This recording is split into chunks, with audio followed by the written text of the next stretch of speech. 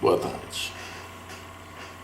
Mais uma vez aqui estou pelo Grupo Gênio e hoje trazendo uma pequena reflexão sobre nossas vidas. E se fosse para colocar um título nessa reflexão, a gente poderia colocar um caminho que parece direito. Porque nos últimos tempos, ultimamente, o inimigo tem nos oferecido, por meio da ilusão, um outro evangelho no meio do povo, falando a nós sobre o outro evangelho. Mas o que seria esse outro evangelho? É justamente esse caminho para a salvação através da realização humana. O texto base para essa reflexão está no livro de Provérbios, capítulo 14, versículo 12, que diz: há um caminho que ao homem parece direito, mas o fim deles são caminhos de morte. Este caminho, ele até pode parecer direito, o qual é preciso que se diga, é necessário que se diga. Ele é apresentado de um modo tão louvável, tão bonito, tão enfeitado, que ganha a simpatia de todo o homem natural. Ele é pregado de uma forma tão habilidosa e atrativa que se torna recomendável a inteligência de seus ouvintes. Por incorporar a si mesmo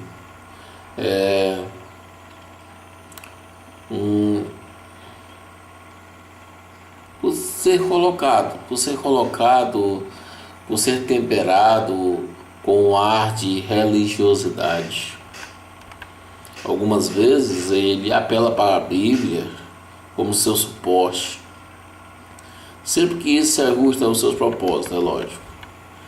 Mantém também diante dos homens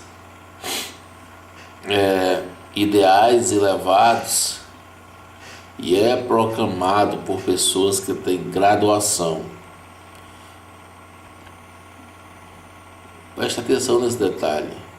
Ele é anunciado, ele é pregado por pessoas que têm graduação em instituições teológicas, são teólogos, e incontáveis multidões são atraídas e enganadas por ele. Exemplo, para nós entendermos mais ou menos o que eu estou querendo passar sobre esse outro evangelho, sobre este caminho que para nós nos parece direito, nós analisamos um falsificador de dinheiro. De que depende o sucesso dele? O sucesso deste falsificador de dinheiro depende nada mais nada menos do que quão próxima essa falsificação fica do verdadeiro.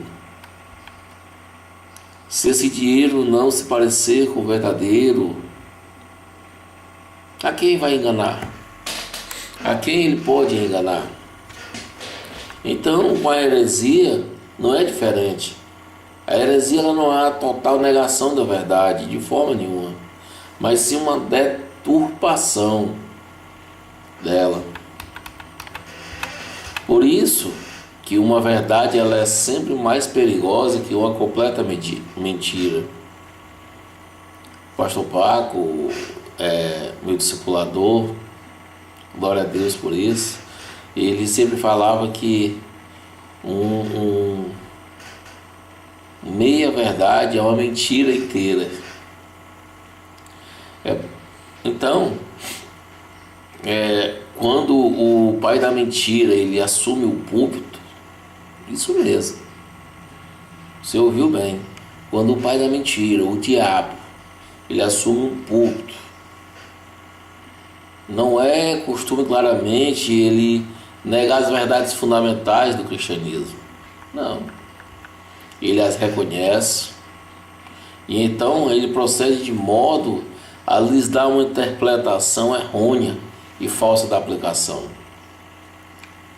Ele até mesmo usa a afirmação, por exemplo, vamos dar um exemplo, ele não seria tolo de orgulhosamente anunciar sua descrença em um Deus pessoal. Não. Ele dá a sua existência como certa e então apresenta uma falsa descrição de sua natureza.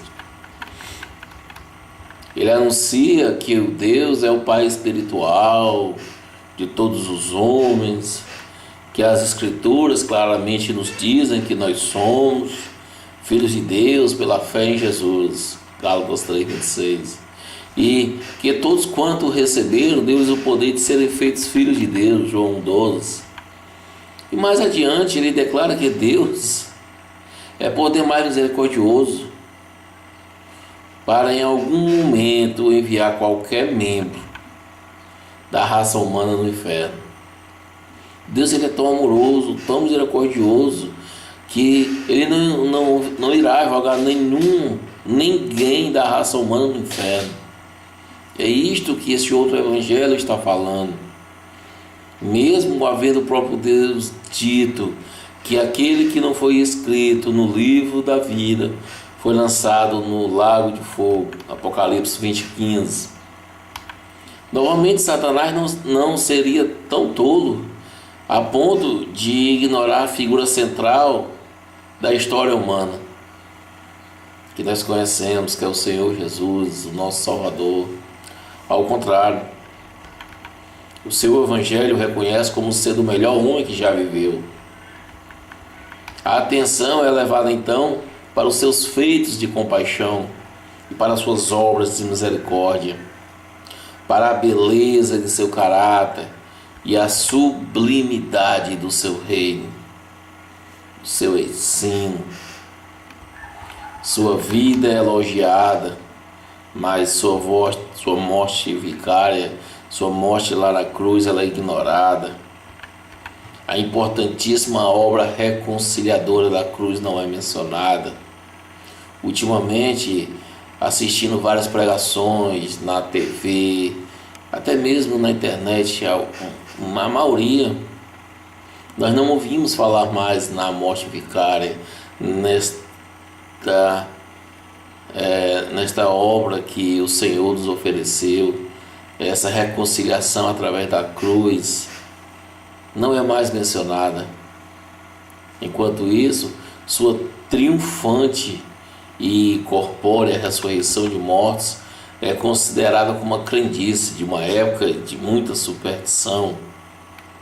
É um evangelho sem sangue e apresenta um Cristo sem cruz que é recebido não como Deus manifesto em carne, mas meramente como um homem ideal.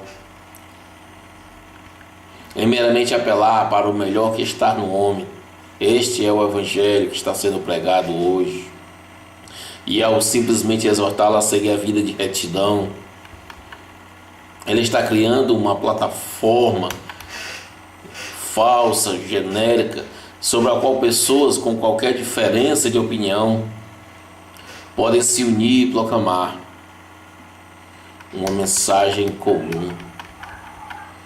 Novamente voltamos ao nosso texto em Provérbios 14:12, que diz: há um caminho que ao homem parece direito, mas o fim dele são caminhos de morte, da morte.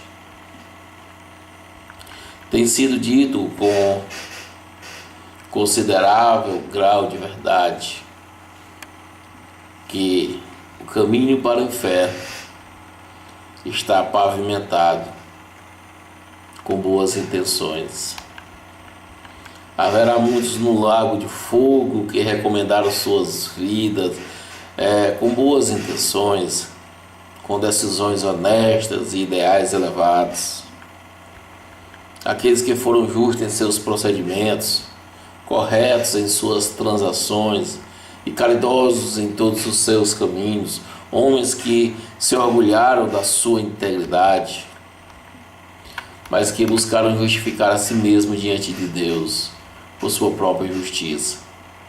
Homens que foram morais, misericordiosos e generosos, mas que nunca viram a si mesmos como culpados, que nunca viram a si mesmos como perdidos, que não conseguem ver a si mesmos como pecadores merecedores do inferno, que nunca conseguiram ver a si mesmos como um necessitado, como aquela pessoa que seja dependente, que necessita, logicamente, de um Salvador. Este é o caminho que parece direito. Este é o caminho que recomenda a si mesmo, a mente carnal, e se faz atraente às multidões de iludidos nos dias atuais. A ilusão do diabo. Esta ilusão do diabo é que nós podemos ser salvos por nossas próprias obras e justificados pelos nossos próprios feitos, enquanto que o próprio Deus nos diz em sua palavra que pela graça nós somos salvos por meio da fé.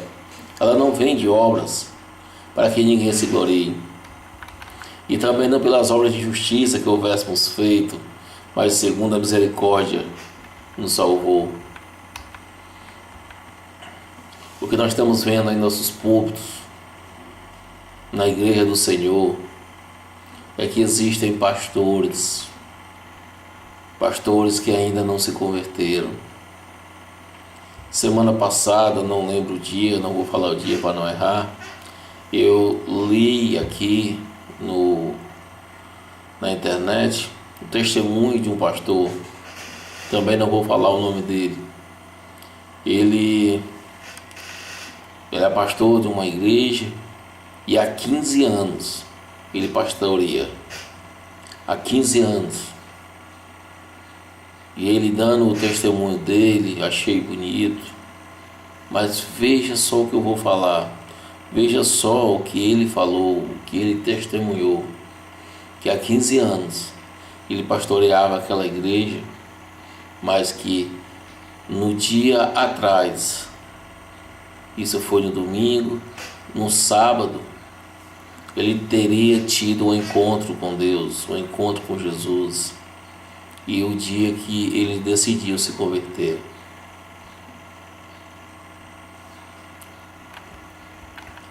Eu acredito, irmãos, assim como esse pastor, que haja milhares como estes, os quais talvez tenham crescido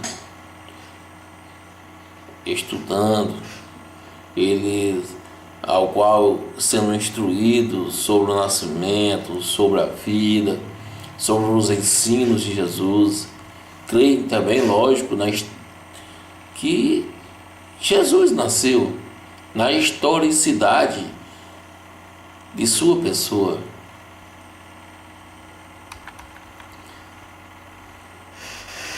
Mas se esforçam também, lógico, para praticar os preceitos e pensam que isto é tudo, que é tudo, isso depende, que isto é tudo que é necessário para a sua salvação. Irmãos, isto me tocou primeiramente. Frequentemente, estas pessoas, quando atingem a maturidade, elas vão para o mundo e se deparam com o ataque dos ateístas, pessoas infiéis. Eles é dito que uma pessoa tal qual Jesus de Nazaré nunca viveu. Mas as impressões dos dias da mocidade não são facilmente apagadas, e eles permanecem firmes em sua declaração de que creem em Jesus Cristo. Apesar disso, quando a sua fé é examinada, muito frequentemente descobre-se que ainda que creio que em muitas coisas sobre Jesus Cristo, eles de fato não creem nele. Creem com seu intelecto, eles entendem que tal pessoa viveu, e porque creem dessa forma, elas imaginam então que são salvas, mas nunca baixaram as suas almas em luta contra ele, rendendo-se a ele, nem verdadeiramente creram com seu coração nele.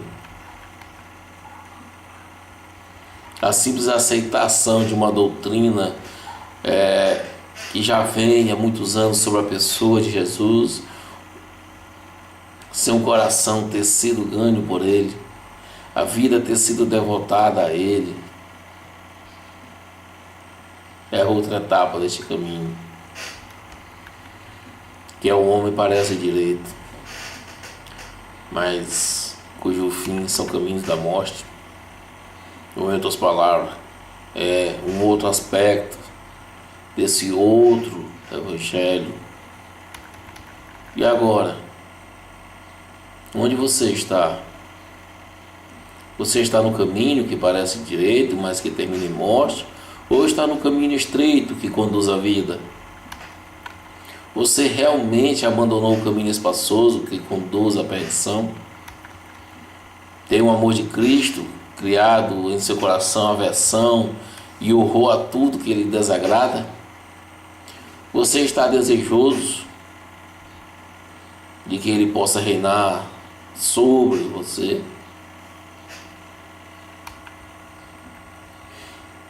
Você está confiando inteiramente na justiça e no sangue de Jesus Cristo para a sua aceitação junto a Deus?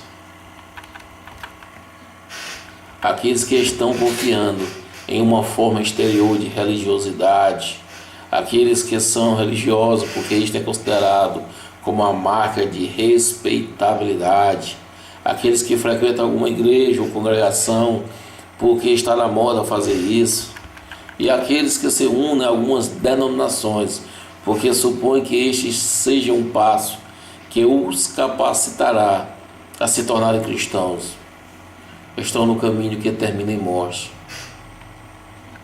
espiritual eterna, porque mesmo sendo puros os nossos motivos, mesmo sendo nobres as nossas intenções, mesmo sendo bem intencionados nossos propósitos, mesmo sendo sinceros nossos esforços, Deus não nos reconhecerá como seus filhos, até que aceitemos o seu Filho.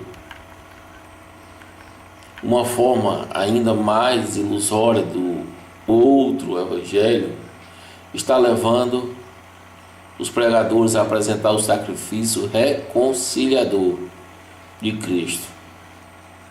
E então dizer à sua audiência que tudo o que o Deus requer deles é que creiam no seu Filho. Por meio disto, milhares de pessoas, milhares de almas são iludidas e passam a pensar que foram salvas. Mas Cristo diz: se não vos arrependerdes, todos de igual modo perecereis. Pessoas hoje estão na igreja, estão frequentando, carregam a Bíblia e acham que são salvos pelo simples fato de carregar uma Bíblia, ir à frente, levantar a mão no momento do apelo. Arrepender-se, irmãos, é odiar o pecado, é entristecer-se por causa dele, é desviar-se dele. Entristecer-se, irmão, é o resultado do Espírito Santo tornando o coração do homem contrito diante de Deus. Nada, irmãos, nada, eu vou repetir novamente, nada, exceto um coração quebrantado, pode crer de modo salvífico no Senhor Jesus Cristo. Mais uma vez, milhares estão sendo enganados ao serem levados a supor que aceitaram Cristo como seu Salvador pessoal, sem primeiro ter recebido como seu Senhor. O Filho de Deus não veio aqui para salvar o seu povo nos seus pecados, mas dos seus pecados. Mateus 1:21. Para ser salvo dos pecados, irmãos, é preciso deixar de ignorar e de tentar despistar a autoridade de Deus. É abandonar o curso da vida de acordo com a própria vontade e a aceitação pessoal. É deixar o nosso caminho. É nos render à autoridade de Deus, nos entregar ao seu domínio e ceder a nós mesmos, para que sejamos controlados por Ele. Aquele que nunca tomou o jugo de Cristo sobre si, que não busca verdadeira e diligentemente agradá-lo em todos os detalhes da vida, nas mínimas coisas, e ainda supõe que está confiado na obra consumada de Cristo, está iludido pelo diabo. No 7º capítulo de Mateus, há 2 passagens que nos mostram os resultados aproximados do Evangelho de Cristo e da falsificação de Satanás. Primeiro, nos versos 13 e 14, nos diz: entrai pela porta estreita, porque larga é a porta, e espaçoso o caminho que conduz à perdição.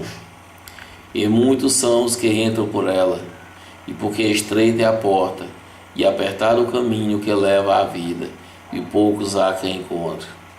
Depois, nos versos 22 e 23, diz: muitos me dirão naquele dia: Senhor, Senhor, não profetizamos ou pregamos nós em teu nome? E em teu nome não expulsamos demônios? E em teu nome, Senhor, não fizemos muitas maravilhas? Então lhes direi abertamente: nunca vos conheci. Apartai-vos de mim, vós que praticais a iniquidade. Sim, irmãos, é exatamente isso. É possível trabalhar em nome de Cristo, ou mesmo pregar em seu nome, e também o mundo nos conhecer, e a igreja nos conhecer, e ainda assim sermos desconhecidos ao Senhor. Quão necessário é então descobrir onde nós estamos. Quão necessário, irmãos, eu repito novamente essa frase, examinar nós mesmos e ver se nós estamos na fé. Medir a nós mesmos pela palavra de Deus e ver se estamos sendo enganados pelo nosso astuto inimigo. Descobrir se estamos construindo nossa casa sobre areia ou se ela está erguida sobre a rocha que é Jesus Cristo. Irmãos, eu finalizo pedindo e anseiando e suplicando que o Espírito Santo examine os nossos corações. Que o Espírito Santo, irmãos, quebrante nossa vontade, destrua nossa inimizade contra Deus. Que Ele opere em nós um arrependimento profundo e verdadeiro e fixe o nosso olhar no Cordeiro de Deus que tira o pecado do mundo. Amém, irmãos.